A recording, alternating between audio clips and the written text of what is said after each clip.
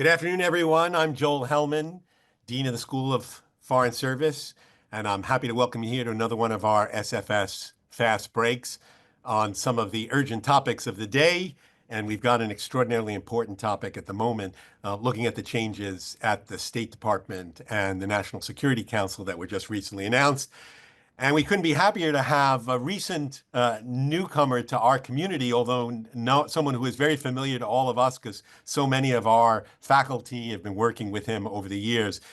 We're very happy to have Kurt Campbell join the SFS community as a distinguished fellow in residence in diplomacy. Kurt, of course, has had a distinguished career in American diplomacy as Deputy Secretary of State. He also served in the National Security Council as coordinator for the Indo-Pacific and had numerous positions across American diplomacy and security. So I could spend a half hour just introducing him and his accomplishments, but we really want to dive right in to the conversation. For those of you who haven't joined us before, I will lead the conversation, throw some questions to start, and then I personally will be monitoring the Q&A function and we'll be weaving some of your questions, as many as I can get to, into the conversation so we have a flow of conversation across the half hour, and we will end on the dot at 12:30 so that you can go move on to lunch or breakfast or whatever else you're doing on the East Coast, the West Coast, and around the world. So, Kurt, it's great to have you here. Thanks so much. I really want to start just to kind of bring us up to speed Sure. on what you know. We've read some of the things, the changes, the organizational changes, staffing changes that have been proposed at the State Department. We have heard in the recent days about the staff cuts, unexpected staff cuts in the NSC. Just tell us, where do things stand? What do you know about where these plans are and what the substance of them? Joel, thank you. First of all, it's wonderful to be joining the Georgetown community. I can't tell you how warm the welcome has been, how much I appreciate your personal role, and thank you for inviting me to appear on Fast Break today. So let me just, for our listeners and watchers, let me just bring folks up to date about what we're seeing and why we are seeing it, which is, I think, the other question. I would say that oftentimes when a new team comes into government, they have a theory of the case or a sense of grievance or concerns. For the National Security Council, Joel, I think there was a view in the previous administration, Trump administration, that was one of the key places where the deep state, the so-called deep state, resided, sort of burrowed in this small team. And so I think the idea now, which has finally percolated, the original National Security Advisor, Mike Waltz, wanted to build a normal organizational structure between 1 and 200 people, and that would play its convening, coordinating role that has emerged really in the Cold War and the post-Cold War world. Every administration has had a powerful, purposeful National Security Council. What the Trump team has done is essentially argued that we want to go back to its original conceptions. The architect of the NSC, a man named James Forrestal, had the idea of a very small staff that would prepare occasional meetings and would work almost directly for the president. So they basically vacated almost everyone who's worked at the NSC as a non-political career appointee from the CIA, other parts of the government, over the course of the last couple of years that they have been there. So as Joel indicated, 100 people, over 100 people on top of already, people who'd been asked to leave in dribs and drabs over the course of the last couple of months were asked last week to depart. This was orchestrated by an unusual bureaucratic set of circumstances. The Secretary of State, Marco Rubio, is also the head of the National Security Council. In truth, Joel, he's spending most of his time at the NSC and less at the State Department because in this administration, proximity is everything. And so he spends most of his time in that corner office on the second floor at the NSC, in which he's engaging almost on a daily basis with the president, with a much smaller team of between 30 and 40 professionals. It is also the case that they've asked the NSC not to play its coordinating function. And that is one of the reasons why we're seeing actions, I will tell you, that at least in my mind seem somewhat not very well coordinated. So on the one hand, you've got announcement from Geneva that we've found, kind of common purpose on tariffs with China. The next week, announcements on suspending China visa holders in the United States. It's somewhat confusing, and so that's what we've seen at the NSC. The diagnosis at the State Department is different. The idea that wokeism and purposes that are not central to American diplomacy have taken root and flourished. And so they're seeking to eliminate whole swaths of the State Department that have done aid and delivery, humanitarian issues, democracy promotion, and human rights. And so, and frankly, other regional pursuits, less focus on Africa, more on Asia. And so at least what we are seeing so far, Joel, are the outlines of a program that will slash probably 20 to 25% of the State Department. But in truth, what Secretary Rubio has said in Senate testimony is, oh, no, we're not getting rid of aid and assistance. We're going to refashion it. But so far, long on rhetoric, short on actual details about what these new capacities might look like at the State Department. Well, I'm going to get further. I want to go further into what's happening at the State Department, but I actually want to follow up on some of the points that you already raised regarding Rubio and how he's handling the dual role Yes. as an NSC and state. So from your experience, having worked in both institutions, tell us what are, as one questioner asked, like what are the implications of Rubio playing both of those roles? As one of the questioners asked the last time, it was Henry Kissinger was the last person who did that. Tell us a little bit of implications of him playing both roles, the implications of the fact that, as you said, that he's spending more time in the NSC with the State Department. And if the NSC plays a critical role in coordinating between the State Department and the White House, what does this sort of mean for the State Department and its relationship with the White House? So look, Joel, I mean, we're trying to put the best possible gloss on this. But I will tell you, in government, when you even move one or two pieces on the chessboard, it can have seismic consequences. Just imagine these are massive changes. You have thousands of people in agencies being asked to leave or told to basically to go to different offices. So I think the overriding sense in almost every agency is one of chaos right now. And I just think that's almost inevitable. And the administration is spending a huge amount of time seeking to hide that sense of internal turmoil from the world. And so I just think I need to underscore that more directly. I also sense with Secretary Rubio is a real, he is overextended without question. He is the personal advisor to the president on almost every issue, and he's trying to manage all these. And these are only two of his roles. He's got several other hats. He's married. There's a wonderful young, I'm older, Joel, you won't remember this. There's a wonderful Mayberry RFD TV show version where someone comes to town and every place they go is the guy. He's the sheriff. He's the manages the hotel. He runs the local restaurant. There's a little bit of that right now.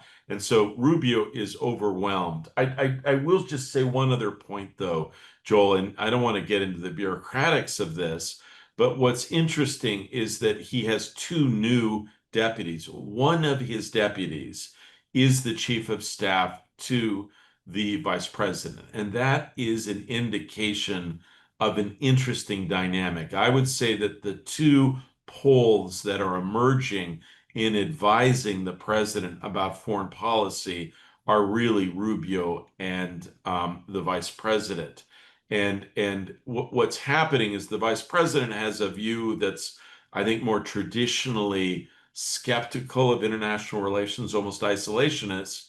And Rubio, at least until 3 months ago, was a traditional Republican with the natural inclinations of, forward deployed big investments in defense. Now, the truth is, if you look at the hearing that took place 2 weeks ago, he was attacked pretty soundly by senators for being almost unrecognizable and taking positions that he had long critiqued.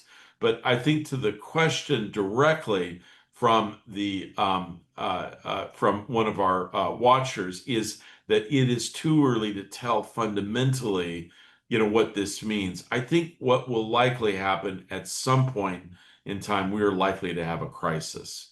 And when we talk about coordination, it is usually the NSC plays that role. But basically, what we're hearing more and more talking points from the White House is that they want less coordination and more implementation of the president's view.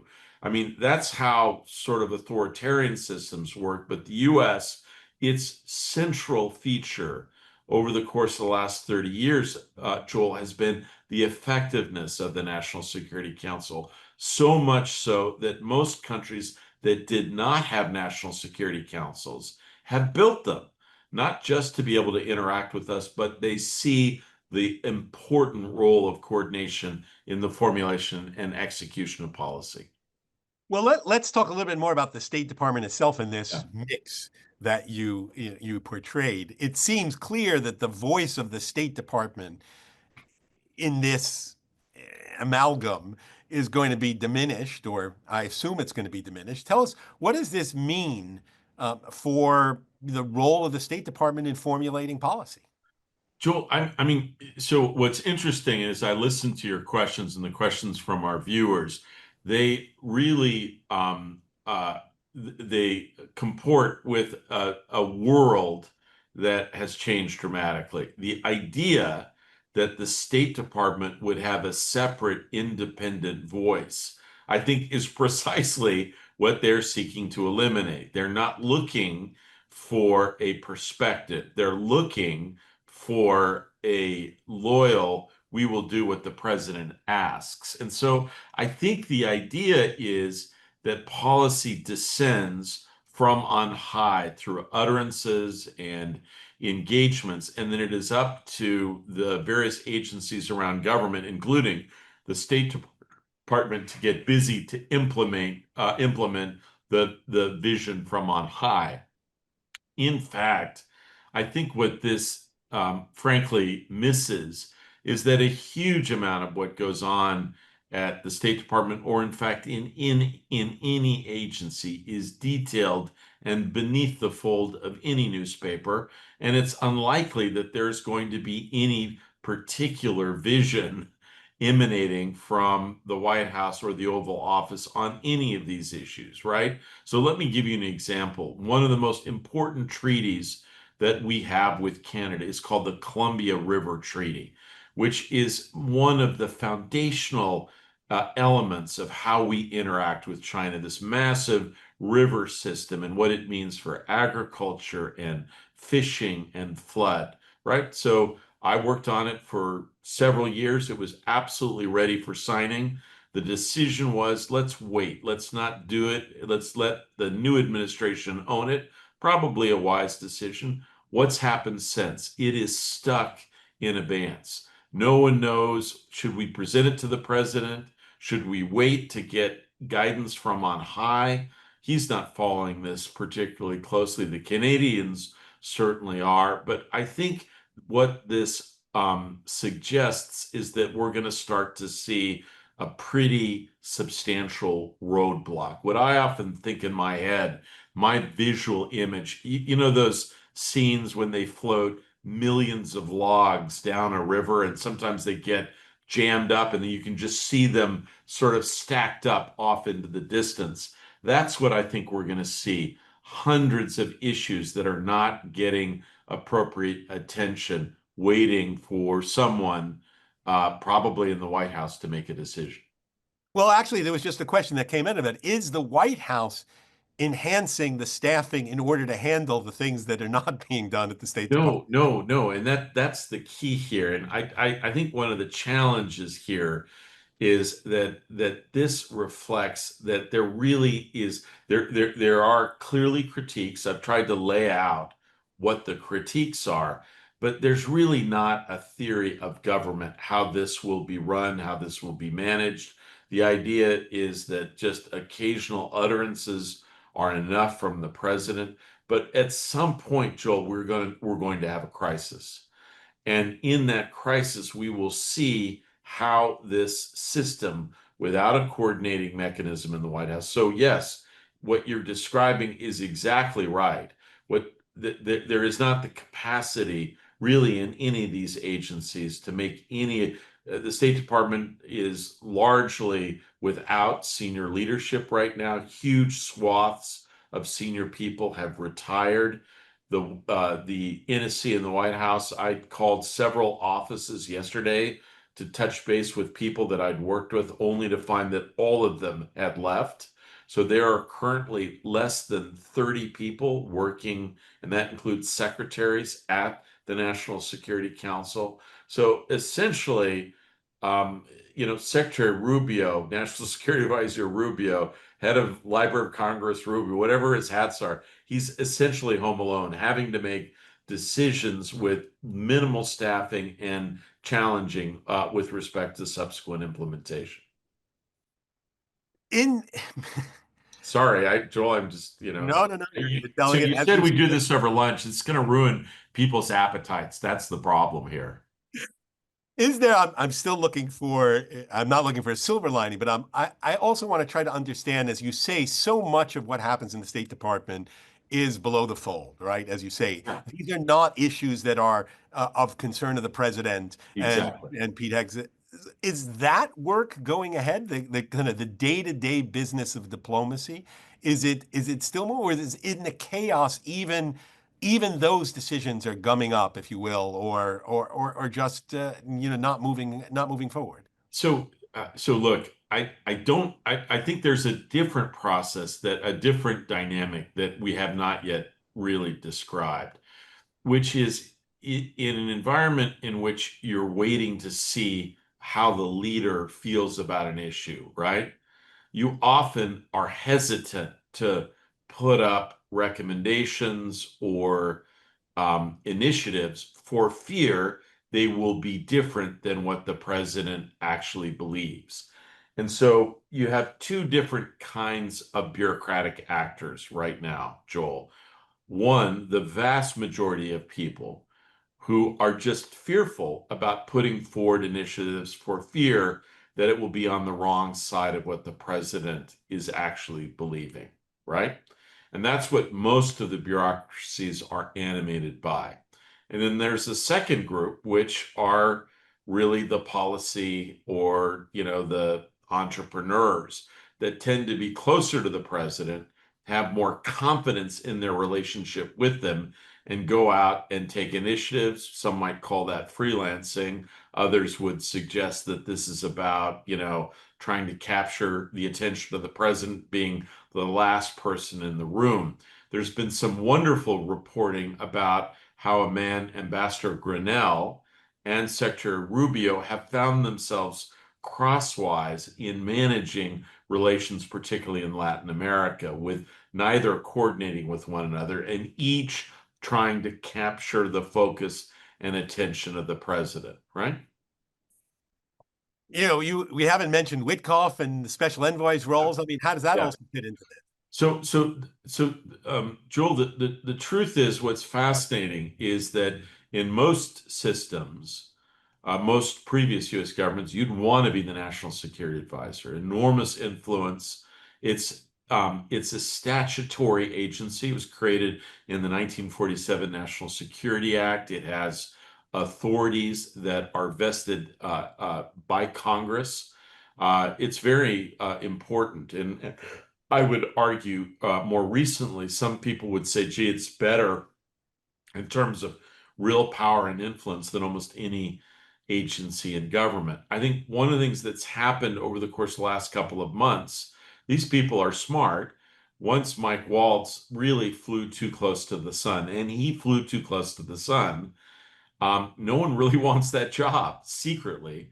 And so if you're a special advisor like Ambassador Grinnell or Steve Witkoff, you have your blue pass, you have your office near the president, you get to go and do your thing. You critique other people for not doing their jobs. And remember, this is a tough administration. President's very comfortable with large amounts of interpersonal tension, shall we say. And so you really want to be one of these other guys that has kind of a floating portfolio. Grinnell does a variety of different things. The person that the president clearly trusts the most in subtle negotiations is Steve Witkoff. Now, what's fascinating is yes, he's negotiated cement contracts and deliveries of sand and landscaping issues. But frankly, if you had to think about a master class of diplomacy, the hardest two groups to negotiate in the world, it'd be a race, but probably number one and number two would be Russia and Iran. And he has been thrown into absolutely the deep end. Now, the president seems to be very pleased, but I would say, generally speaking, most people who are sort of observers of the process between Russia and Ukraine would say, and you'd have to be careful here, that Russia has taken him to school and he's not gotten particularly good grades. And the truth is diplomacy is not something you just pick up, by the side of the street. Like someone like Bill Burns has decades of experience, and frankly, there are few feints or shadow plays that he's not, you know, that he's not unfamiliar with, right? And so right now, the people around the president that have gained his, at least, focus. Steve Witkoff is playing a huge role on Ukraine and Russia. Secretary of the Treasury has basically, I think, at least for now, captured the president's focus on economic issues from Peter Navarro. I think I think what what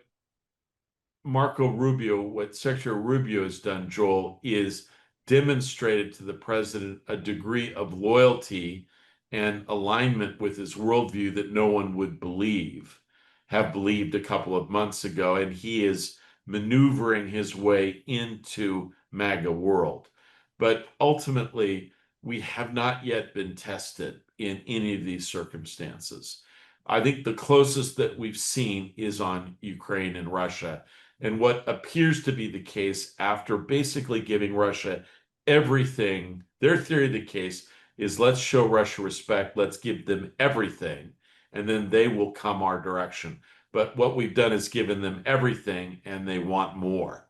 And that has been vexing and flummoxing to the administration. And so the easiest thing to do is just blame Ukraine in this, which is just, frankly, shocking.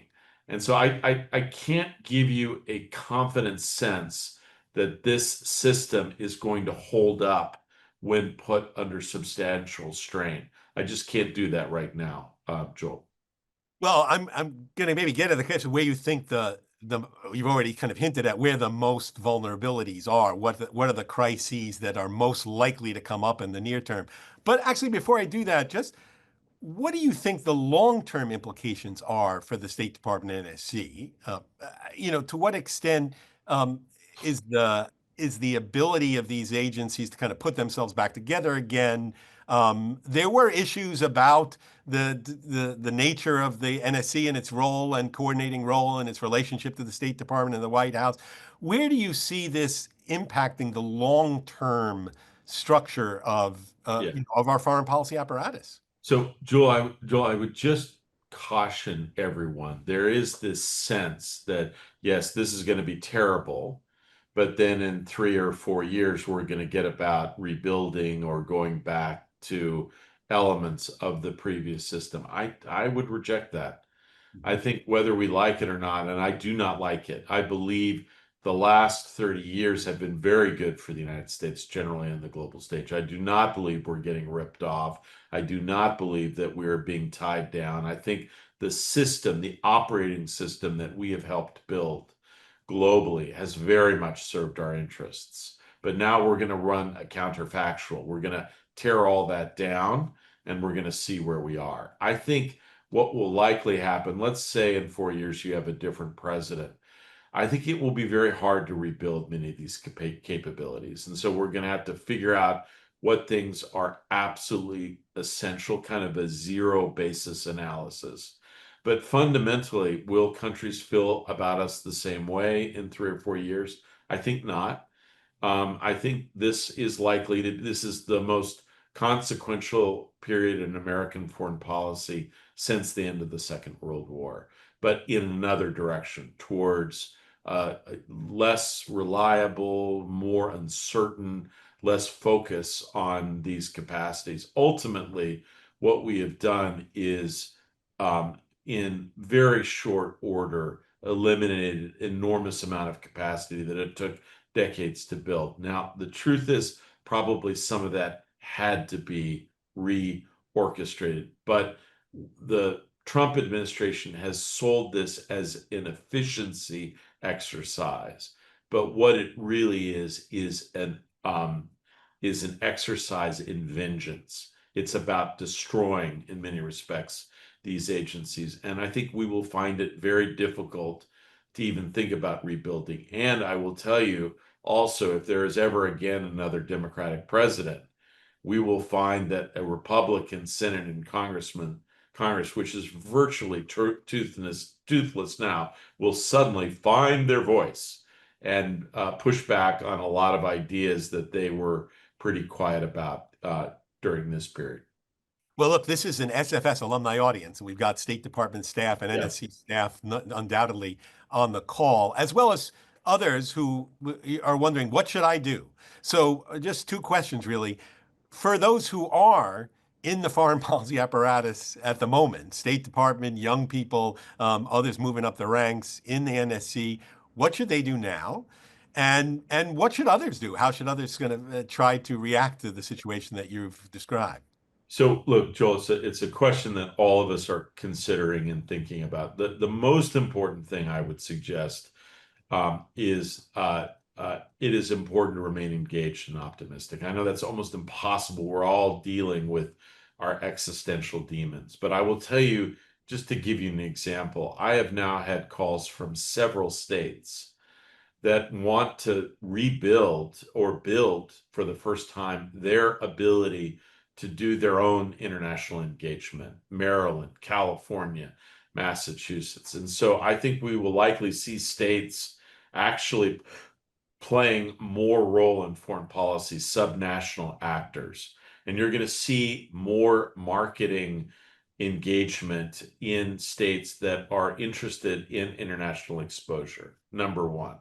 Number two, I will tell you that in an environment of uncertainty where people need to understand risks and opportunities, the kinds of training that people have from Georgetown and elsewhere are actually perfect for firms and consulting groups, and frankly, geostrategic offices that are emerging in almost every major multinational corporation in banks. So that would be the second thing. And third, there is disruption in the nonprofit world, Joel, but I believe that some of that will be temporary and that there will be a process of rebuilding.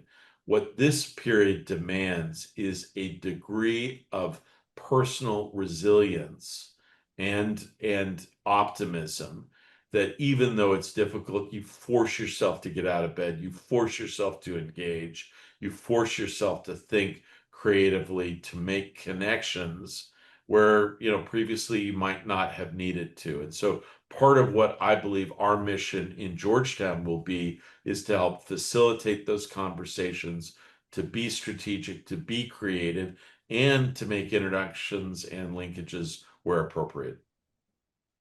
Well, look, there's still much we could discuss because there are a lot of critical issues that have already been put on the table. And I think there is a really also a question of what we should be looking for in the next steps. Yeah. Would be a positive outcome or give you indications that things are starting to sort of move in a better direction. I would give, if you just give us one last minute on what would be some positive sort of signs as the State Department reorganization continues, as Rubio seems to kind of create a stronger, at least, basis for his own power. What would you see as a kind of positive sort of steps that we may look on that sort of says maybe this is moving in a direction that's not nearly as dangerous as perhaps we sort of set out?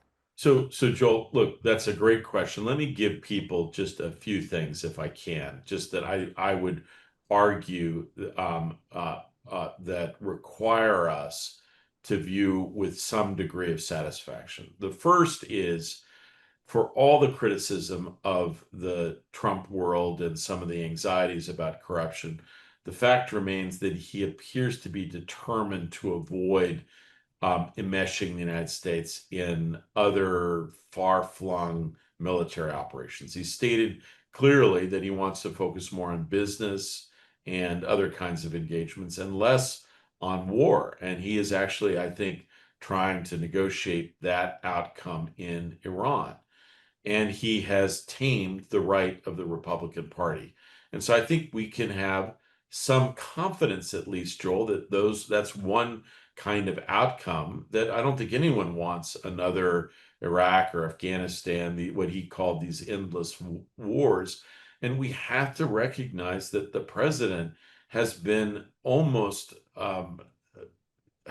bewilderingly effective at channeling the views and saying the things in American life that maybe are difficult and people are sensitive about, but happen to be true. So that's the first thing. The second thing I would say is the role of the other institutions. The press remains relatively resolute, is pushing back in a variety of areas and raising important questions. The court system under pressure and strain, but is still engaging. I will also say I see signs in parts of Capitol Hill that the Senate and the House understand that they may have ceded too much of their constitutional roles in as part of the checks and balances. And I would also say nothing affects like collisions with reality. And the truth is, one of the things that we've seen most clearly, particularly on the economic side, is that Trump's rhetoric about Independence Day ran square into the long bond, and nothing like a recognition that people were reevaluating the long-term sanctity of the dollar to quietly get people to rethink their approaches. And so I would simply say some of that is likely to penetrate even the most resolute bubbles of information around the most secluded of candidates and leadership teams. And so there are some things to take comfort in. I don't think this is a conversation, Joel, that I can leave people feeling a lot better about. I think the most important thing is to be a responsible citizen, to remain engaged, to not withdraw. I will promise this, Joel, if you want to have another conversation in the next couple of weeks about looking over the transom, what we might expect next, count on me. I'm happy to make myself available. Very well, really, we appreciate it. It's great to have you as part of our community. I know we will be calling on you again because if there's going to be a crisis or a challenge, it's likely to be in the region that is really the focus of your own career, the Asia-Pacific region. And we want to keep using these fast breaks to get deeper analysis from individuals and try to get a range of different views in these fast breaks. And we really appreciate yours on this very, very important topic. So thank you very much. Thank you all for Thank you, joining us. Joel. It's been a Have great conversation, and we look forward to maybe having some more as great, Joel. these fast breaks continue. Thanks very much, everyone. Thank you. Happy weekend. Thank you, Joel, for this opportunity. Thank you very much. Take care.